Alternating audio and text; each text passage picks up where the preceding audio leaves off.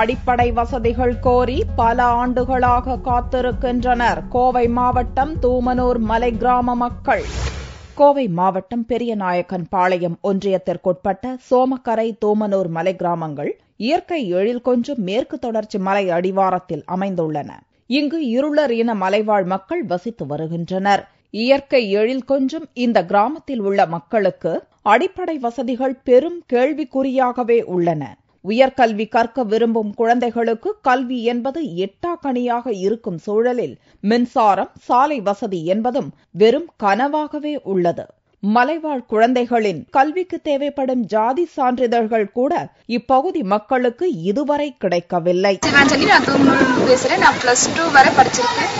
வெளியே போய் காலேஜ் போய் சேர்ந்தேன். +2 பிகாம்ல போய் சேர்ந்தேங்க. ஆனா போய் வராததுக்கு கஷ்டமா இருந்தனால நான் போகல, காலேஜ் விட்டு நின்றுட்டேன்.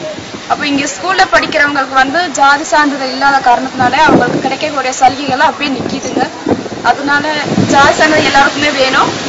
மேலும் இந்த ஊர்ல இருந்து நிறைய பேர் வெளியே போய் படிக்கிறதுக்கு ரொம்ப கஷ்டப்படுறாங்க. அதனால வெளியே போய் படிக்கிறதே இல்லை, எல்லாரும் ஊர்ல தான் இருக்கிறாங்க.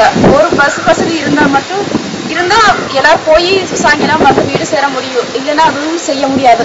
கரண்ட் வசதி இல்லாதனால இங்க எதுவுமே செய்ய முடியாது, படிக்கிற கூட முடியாது இல்லை. காலையில இருந்து எந்திரிச்சு படிச்சு எந்த பரீட்சையும் எழுத முடியாது, அதனாலயே போறதே இல்லை. அரசு அளித்துள்ள இலவச டிவி, மிக்சி, மின் விசிறி ஆகியன மின்சாரம் இல்லாமல் அனைவரது வீட்டிலும் தூசி படிந்து காட்சி பொருளாகவே உள்ளன. சாலை, மின்சாரம் தான் இல்லை என்றாலும் இப்பகுதி மக்களுக்கான குடிநீர் தேவையை கூட அரசு நிறைவேற்றவில்லை. ஒரு பைப் போட்டு கொடுத்துருக்காங்க. அதை 10 நிமிஷம் 15 நிமிஷம் அடிச்சாதான் அந்த தண்ணி வரும். அதுல லேடிஸ் மட்டும் போய் அதிகமா அடிச்சு தண்ணி எடுக்க முடியாது. ஆம்பளைங்க இருந்தா மட்டும் தான் தண்ணி எடுக்க முடியும். ரொம்ப கஷ்டப்படுறாங்க. இதனால ரொம்ப கஷ்டப்படுறாங்க. அதனால ஒரு கரண்ட் வசதி வந்தாதான் போர் போட்டு பைப்ல தண்ணி எடுக்க முடியும்.